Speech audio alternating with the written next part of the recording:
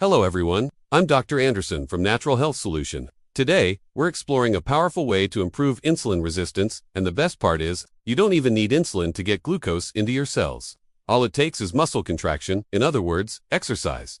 That's it. Your muscles have special doors that open to let glucose flow in. It may sound like magic, but it's actually science, and it works for everyone, whether your body is insulin resistant or not. Okay, real quick, before we get into it, here's a show of hands. Who knows what GLUT4 is? Okay, here's a quick refresher. GLUT4 is a transporter protein found on the surface of many cells, particularly muscle cells.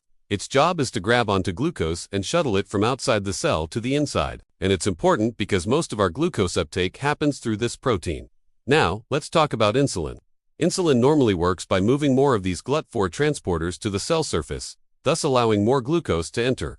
But when your body becomes insulin resistant, the signaling from insulin to the cell is blocked, and as a result, those GLUT4 transporters don't move. Exercise bypasses this signaling problem. It provides an alternative pathway to move those transporters to the surface, allowing glucose to finally enter the cell. Muscle contraction activates two major players, AMPK and calcium-dependent pathways. These pathways work together to shift GLUT4 to the cell surface. Now you may be thinking, AMPK, calcium, what are those? Well, think of AMPK as a fuel gauge within your cells.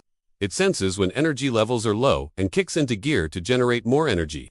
Muscle contractions activate AMPK, setting off a chain reaction that ultimately leads to the relocation of those GLUT for transporters. Calcium, on the other hand, is a key signal for muscle contraction itself. When your muscles contract, calcium levels rise, triggering a cascade of events that also results in the movement of GLUT4 to the cell surface. So, in a nutshell, muscle contraction activates AMPK and calcium-dependent pathways, which then translocate GLUT4 to the cell surface, resulting in increased glucose uptake during and after exercise. But that's not all. Exercise has an afterburn effect. Your muscles remain more insulin sensitive for hours 2 days after a workout.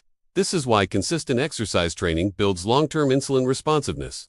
It's almost like your cells learn to hear insulin better after a good workout. Now, you might be wondering how long this afterburn effect lasts. Well, studies suggest that the increase in insulin sensitivity can last anywhere from 24 to 48 hours after a single bout of exercise, and regular training can extend this benefit, making your cells more responsive to insulin for longer periods.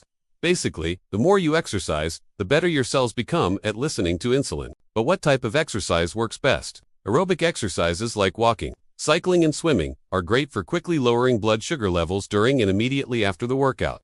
Resistance training, on the other hand, is excellent for building muscle mass, which increases the amount of GLUT for your muscle store. This can lead to long-lasting benefits. However, a combination of both aerobic and resistance training provides the strongest and most long-lasting benefits. Even short bouts of exercise, just 10 to 15 minutes after a meal, can significantly reduce blood sugar spikes. Here's the bottom line.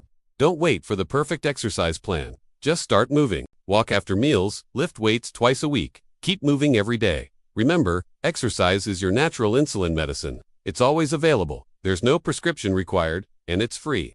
We've covered a lot today, so let's do a quick recap. Exercise can help lower blood sugar levels even in people with insulin resistance. It does this by activating muscle contraction, which triggers AMPK and calcium-dependent pathways. These pathways work together to move GLUT4 transporters to the cell surface, allowing glucose to enter the cells. This process increases glucose uptake during and after exercise. Additionally, exercise has an afterburn effect, making your muscles more insulin sensitive for hours to days afterwards. This is why regular exercise is key to managing blood sugar levels and improving insulin sensitivity over the long term. I hope you found this helpful. If you want to dive deeper, watch part 1 of this series. It's right here. Thanks for watching. I'll see you next time.